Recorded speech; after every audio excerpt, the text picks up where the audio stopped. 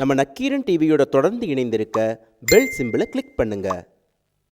தாத்தாவின் காலத்தில் நடந்ததல்ல, இன்றைக்கும் நடந்து கொண்டிருக்கிற, இன்றைக்கும் ஆண் கூட பெண்ணாகி விடுகிறார்கள்.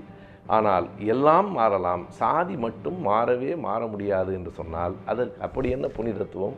எனவே பார்ப்பான் என்கிற சொல்லி வசை சொல்லாக பாரதியார் மட்டும்தான் பயன்படுத்தி இருக்கிறாரே தவிர காலகாலமாக அவர்கள் செய்து கொண்டிருக்கிற அதே வேலையை இன்னமும் விட்டு தொலைய மாட்டேன் என்கிறார்கள். இன்றைக்கு யார் வேண்டுமானாலும் இந்தியாவின் குடியரசுத் தலைவராக கூட ஆக முடிகிறது. ஆனால் யார் வேண்டுமானாலும் ஒரு கோயிலில் அர்ச்சகராக முடிகிறதா? இது பத்தினி வீடு என்று எழுதி போட்டால் பக்கத்தில் இருக்கிற வீடு யார் வீடு என்கிற சந்தேகம் யாருக்கும் வராதா? என்னை எந்த மதம் இழிவுபடுத்துகிறதோ அதை சாகும் வரை நான் எதிர்ப்பேன். பார்ப்பன எதிர்ப்பு என்ற பெயரில் அடுத்த சாதியை பற்றி பேசுவது சரியா? அதாவது அடுத்த சாதியை பற்றி நாங்கள் பேசவில்லை. ஒரு சாதியினுடைய ஆதிக்கத்தை பற்றி மட்டுமே நாங்கள் பேசுகிறோம். நாட்டில் எவ்வளவோ சாதிகள் இருக்கின்றன.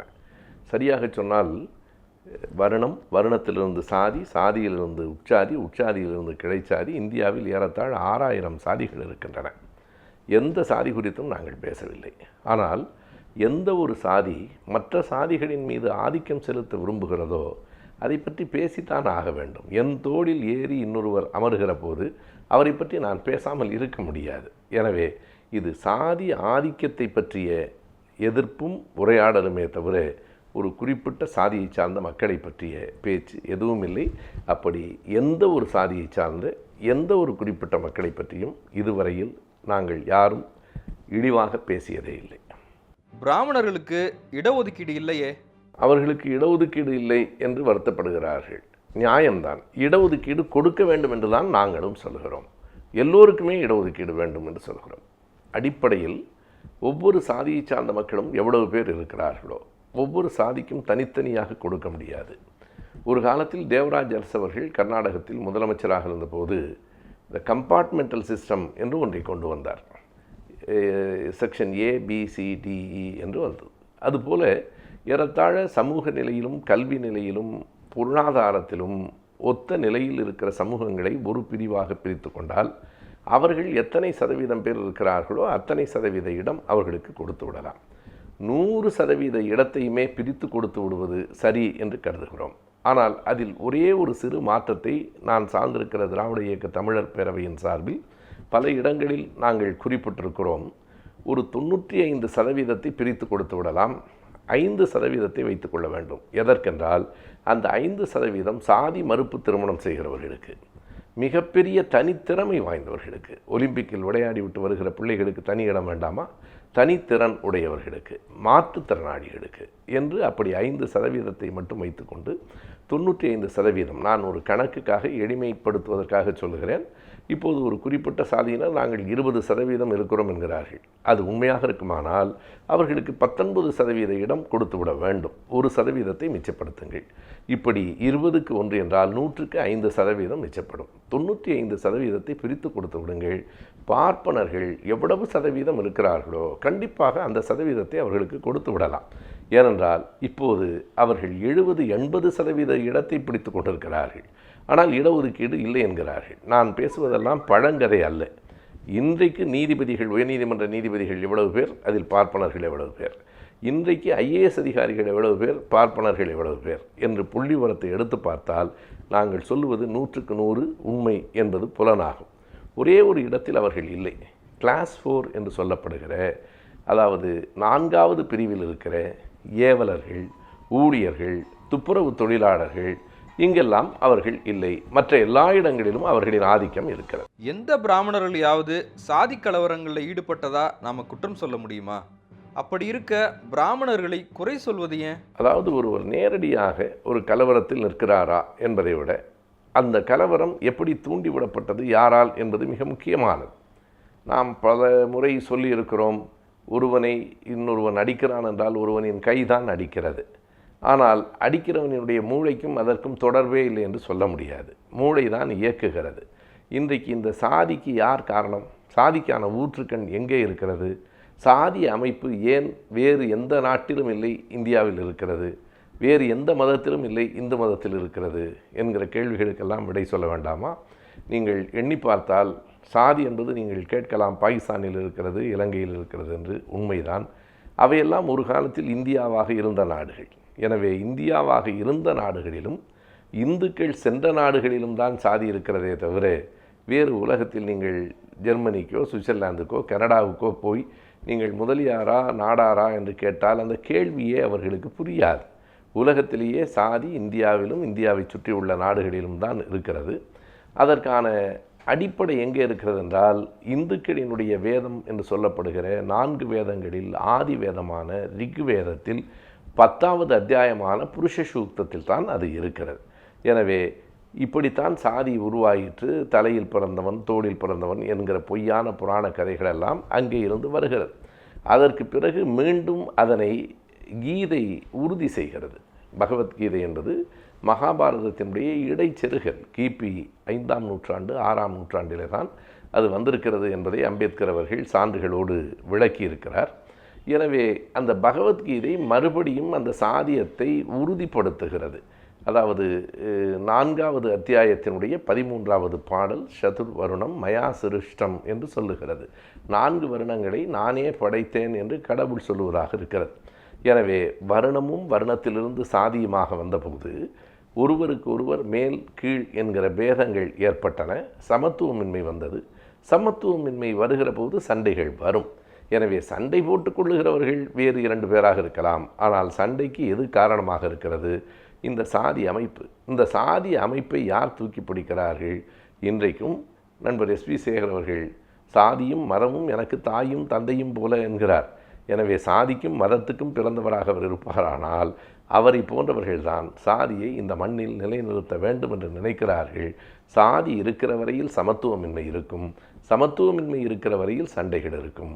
எனவே சண்டைக்கான மூல காரணம் பார்ப்பனர்கள்தான் என்பதால் நாங்கள் அவர்களை தாக்குகிறோம். சாதிகளை ஒழிக்க வேண்டும்னு பிரச்சாரம் பண்ணுறீங்க, ஆனால் பிராமணர்கள் என்ற ஒரு சாதியை எதிர்ப்பது சரியா? நாங்கள் திரும்ப திரும்ப சொல்வது அதுதான். ஒரு குறிப்பிட்ட சாதி தான் மற்ற எல்லா சாதிகளின் மீதும் ஆதிக்கம் செலுத்துகிறது. நீங்கள் இவ்வளவு தூரம் சாதியை கூடாது, சாதியை பற்றி பேசக்கூடாது என்றால், இன்றைக்கு யார் வேண்டுமானாலும் இந்தியாவின் குடியரசுத் தலைவராக கூட ஆக முடிகிறது. ஆனால் யார் வேண்டுமானாலும் ஒரு கோயிலில் அர்ச்சகராக முடிகிறதா? குடியரசுத் தலைவர் பதவியை விட அர்ச்சகர் பதவி பெரியதா? ஆனால் அதற்கு ஒரு சமூக அதிகாரம் இருக்கிறது.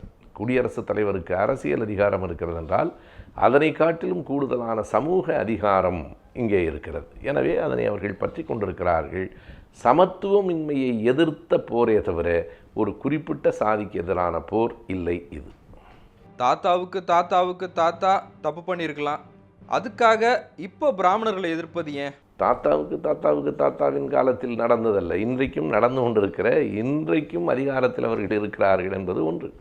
இரண்டாவது, அப்படி தாத்தாவுக்கு தாத்தா தவறு செய்து விட்டார், எனவே அதற்காக மன்னிப்பு கேட்டுக்கொள்கிறேன் என்று அவர் சொல்லவில்லை.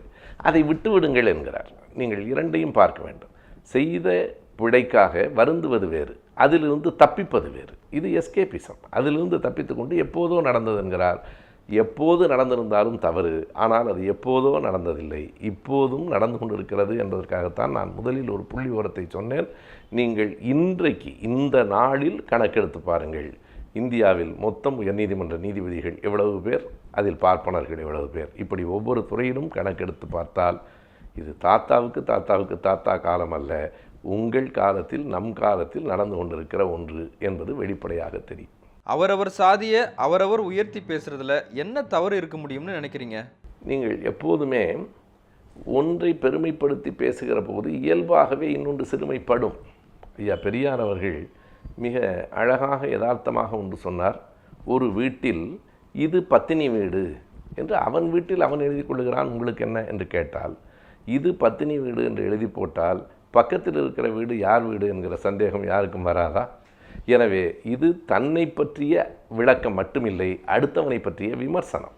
நீங்கள் உங்களை பற்றி பெருமையாக பேசிக்கொள்வது, பெருமையாக பேசுவதற்கு என்ன இருக்கிறது? சாதியின் அடிப்படையில் சாதி என்பதை நாம் தீர்மானித்தோமா? இந்த உலகத்தில் இருக்கிற யாராவது இந்த சாதியில் பிறக்க வேண்டும் என்று முடிவு செய்து பிறந்திருக்கிறோமா? அப்படி பிறக்க முடியுமா? பிறப்பில் என்ன சிறப்பு இருக்க முடியும்? பிறப்புக்கும் எல்லா உயிர்க்கும் என்கிற வள்ளுவனை போற்றுகிற யாரும் பிறப்பினால் உயர்வு தாழ்வு சொல்லப்படுகிற சாதியை போற்ற முடியாது, சாதி பெருமை பேச முடியாது அல்லது பேசக்கூடாது. மத சார்பின்மையை கடைபிடிக்கிற நீங்க இந்து மதத்தை மட்டும் எதுக்காக எதிர்க்கிறீங்க? நான் ஒன்றை மறுக்கவில்லை. நாங்கள் மற்ற எல்லா மதத்தினரையும் விட இந்து மதத்தின் மீது தான் கூடுதலான சொற்போரை தொடுக்கிறோம் என்பது உண்மைதான். ஆனால் அதற்கான காரணத்தை நான் சொல்ல வேண்டும். பொதுவாக கடவுள், மதம் எதிலும் நம்பிக்கையற்றவர்கள் நாங்கள். எல்லா மதத்தையும் நாங்கள் புறக்கணிக்கிறோம். கடவுளே இல்லை என்று சொல்லுகிற போது அல்லாஹ் இருக்கிறார் என்று பொருளா? இயேசுநாதர் மட்டும் இருக்கிறார் என்று பொருளா? கடவுள் இல்லை என்பது ஒட்டுமொத்தமாக எல்லா மதங்களுக்கும் எதிரான கருத்து தான். எனவே அதில் நாங்கள் உறுதியாக இருக்கிறோம். ஆனால் இந்து மதத்தின் மீது மட்டும் கூடுதலாக விமர்சனம் வைப்பதற்கு அடிப்படையில் ஒரு காரணம் இருக்கிறது. கடவுள் நம்பிக்கை என்பது அவரவரினுடைய அனுபவம், வாழ்க்கை சூழல், நம்பிக்கை சார்ந்தது. நான் அதில் கூட அதிகமாக தலையிடுவதில்லை. ஆனால் கடவுளின் பெயரால் வருணம், வருணத்தின் பெயரால் சாதி, சாதியின் பெயரால் ஏற்றத்தாழ்வு என்று வேறு எந்த மதத்திலாவது இருக்கிறதா? பலர் புரிந்து கொள்ளாமல் சொல்லுகிறார்கள். கிறிஸ்தவ மதத்தில் கேத்தலிக், புராட்டஸ்டன்ட் இல்லையா? இஸ்லாமிய மதத்தில் சன்னி, ஷியா இல்லையா என்கிறார்கள். அவையெல்லாம் பிரிவுகள், அடுக்குகள் இல்லை. ஒன்றுக்கு அடுத்து இன்னொன்று என்பது வேறு, ஒன்றுக்கு கீழே இன்னொன்று என்பது வேறு. அதுபோன்ற பிரிவு இந்து மதத்திலும் உண்டு. சைவம், வைணவம், சாக்தம், கௌமாரம், காணபத்தியம் என்று இந்து மதத்திலும் பிரிவுகள் உண்டு. அவற்றை நாங்கள் குறிப்பிடவில்லை. ஆனால் சாதி என்பது பிறப்பின் அடிப்படையில் முடிவாகிறது. ஒன்றை நாம் தெளிவாக புரிந்து கொள்ளலாம். எது மாறக்கூடியதோ அது உலகத்தில் உருவாக்கப்பட்டது. ஆனால் நீங்கள் சாதி மட்டும் மாற முடியாது என்று அவர்கள் சொல்லுகிறார்கள். கிறிஸ்தவன் நாளைக்கு இஸ்லாமியனாகலாம், இஸ்லாமியன் பார்சி ஆகலாம், இந்திய நாட்டு குடிமகன் அமெரிக்க குடிமகன் ஆகிவிடலாம், ஆண் கூட பெண்ணாகி விடுகிறார்கள். ஆனால் எல்லாம் மாறலாம், சாதி மட்டும் மாற முடியாது என்று சொன்னால் அதற்கு அப்படி என்ன புனிதத்துவம்? எனவே சாதியை அப்படி இறுக்கமாக அவர்கள் கட்டி வைக்க பார்க்கிறார்கள். அதனை உடைக்க வேண்டும் என்று நாங்கள் பார்க்கிறோம். நான் எளிதாக சொல்ல வேண்டும் என்றால், ஒரு மேடையில் நான் ஏறுகிற போது தோழர் ஜவாஹிருல்லா இருந்தால் என்னை கட்டிப்பிடித்து வரவேற்கிறார். சேவியர் என்னை கைகுலுக்கி வரவேற்கிறார். யாராவது ஒரு ஸ்ரீனிவாச ஐயங்கார் இருந்தால் அவர் தள்ளி நின்று நமஸ்காரம் என்கிறார். என்னை தொட மறுக்கிற, தீண்டாமையை நிறுத்துகிற ஒன்றைத்தான் நாங்கள் எதிர்க்கிறோம். எனவே இந்து மதத்தை நாங்கள் எதிர்ப்பதற்கான அடிப்படை காரணம் அவர்களின் கடவுள் நம்பிக்கைக்காக அல்ல, அவர்களின் வழிபாட்டு முறைகளுக்காக அல்ல, அவர்களின் மத வழிமுறைகளுக்காக அல்ல, அவர்கள் வைத்திருக்கிற சாதிய ஏற்றத்தாழ்வுகளுக்காக. சாதியை இந்து மதம் நீக்கிவிடுமானால் எங்களுக்கு மற்ற மதங்களைப் போல இந்து மதமும் ஒரு மதம், அதனோடு சண்டை போட்டு கொண்டிருக்க வேண்டிய தேவை எங்களுக்கு கிடையாது. இன்னொன்றையும் சொல்ல வேண்டும். ஏன் நீ இந்து மதத்தை தாக்குகிறாய், இஸ்லாமை தாக்கவில்லை என்றால், எந்த மதம் என்னை சூத்திரன் என்றும் பஞ்சமன் என்றும் சொல்லி இழிவுபடுத்துகிறதோ அதைத்தான் நாங்கள் எதிர்க்க முடியும். எந்த இஸ்லாமியனும் என்னை சூத்திரன் என்று சொல்லவில்லை. எந்த பார்சியும், எந்த கிறிஸ்தவனும், எந்த சமணனும், எந்த புத்தனும் எங்களை பார்த்து சூத்திரன் என்று சொல்லவில்லை. இந்து மதம்தான் எங்களை சூத்திரன் என்று சொல்லுகிறது. என்னை எந்த மதம் இழிவுபடுத்துகிறதோ அதை சாகும் வரை நான் எதிர்ப்பேன். பிராமணர்களை பிராமணர்கள் என்று சொல்லாமல் பார்ப்பனர்கள் சொல்கிறீங்க, அது எதனால்? இயல்பாக ஒரு கட்டத்தில் தொழிலில் இருந்து சாதி வந்து சேர்ந்தது. நான் அதை கூறியிருக்கிறேன். குத்து வேலை செய்கிறவர்கள் இருக்கிறார்கள், தச்சு வேலை செய்கிறவர்கள் இருக்கிறார்கள். பறையர்கள் என்கிற சொல் இழிவானதல்ல. பறை என்பது தமிழர்களின் ஆதி இசை. பறை முடக்குகிறவர்கள் பறையர்கள். ஆனால் அம்பேத்கர் சாவு வீடுகளில் பறை முடக்காதே என்று சொன்னதற்கான அடிப்படை காரணம் அதை அவர்கள் இழிவாக ஆக்குகிறார்கள் என்பதற்காக. சரியாக சொன்னால் நான் பல இடங்களில் சொல்லியிருக்கிறேன், ஒரு துக்க வீடு என்பது ஒரு மௌனத்திற்கு உரிய இடம். அது ஆட்டப்பாட்டத்திற்கும் முழக்கத்திற்கும் உரிய இடம் இல்லை. உண்மையை சொன்னால் ஒரு துக்க வீட்டில் வீணை வாசிப்பது தான் பொருத்தமாக இருக்கும். வீணை வித்வான்களைத்தான் நாம் அழைக்க வேண்டும். பறை அடிப்பதை ஒரு போர் முழக்கமாக ஒரு இசை நிகழ்ச்சிகளில் வைத்திருக்க வேண்டும். பறை அடிக்கிற தோழர்கள் பறையர்கள் என்றால், தச்சு வேலை செய்கிற தோழர்கள் தச்சர்கள் என்றால், சலவை செய்கிற தோழர்கள் சலவை தொழிலாளிகள் என்றால், குறி பார்க்கிற, கனி என்றால் சோதிடம், கனி பார்க்கிறவர்களை பார்ப்பார் என்று சொல்லுகிற மரபு சங்க இலக்கியத்திலிருந்து தமிழில் இருக்கிறது. எனவே பார்ப்பார் என்பது வசை சொல் அன்று. அவர்கள் குறி பார்ப்பார்களாக இருந்த காரணத்தால் அவர்களை பார்ப்பார் என்று சமூகம் அழைத்தது.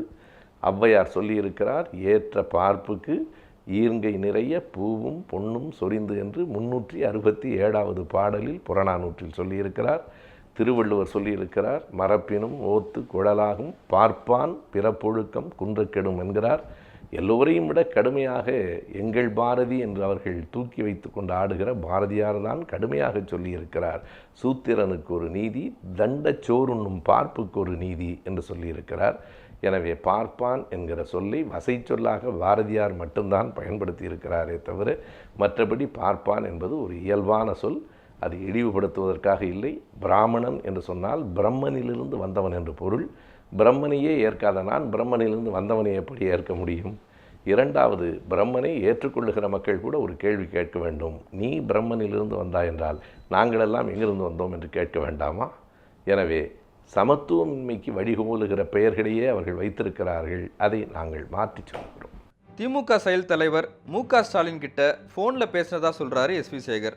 அதை பற்றி என்ன நினைக்கிறீங்க? தனிப்பட்ட முறையில் பேசுவதையோ அல்லது தொலைபேசியில் நாம் உரையாடுவதையோ பொதுமைப்படுத்துவது, பொதுவாக வெளிப்படுத்துவது என்பதே அவ்வளவு நாகரிகம் இல்லை. நான் சேகர் அவர்களோடு தொலைபேசியில் பேசினால் கூட அவர் என்ன பேசினார் என்று நான் சொல்லுவது என்பது எங்களுக்குள்ளான தனிப்பட்ட உரையாடலை வெளிப்படுத்துவதே நாகரிகம் இல்லை. அப்படி வெளிப்படுத்தினால் அதில் நேர்மை இருக்க வேண்டும். இப்போது எங்கள் செயல் தலைவர் தளபதி அவர்கள் அப்படி உரையாடலே நடக்கவில்லை என்று கூறியிருக்கிறார். எனவே நடக்காத ஒன்றை நடந்ததாக சொல்லுவது இன்னும் அநாகரிகம். வெளிப்படுத்துவதே நாகரிகம் இல்லை, அது தவறாக வெளிப்படுத்துவது மேலும் அநாகரிகம். இதுவெல்லாம் அவர்களுக்கு புதிதென்று காலகாலமாக அவர்கள் செய்து கொண்டிருக்கிற அதே வேலையை இன்னமும் விட்டு தொலைய மாட்டேன் என்கிறார்கள். அதுதான் நமக்கு வருத்தமாக இருக்கிறது. எந்த ஒன்றையும் நேர்மையாக அவர்கள் எதிர்கொள்வார்களானால் எந்த விவாதத்திற்கும் நாங்கள் திறந்த மனத்தோடு தயாராக இருக்கிறோம். எங்களுக்கு யாரோடும் தனிப்பட்ட பகை எதுவும் இல்லை. எல்லா மனிதர்களையும் உயிரினங்களையும் நேசிக்க வேண்டும் என்பதுதான் தமிழ் மரபு.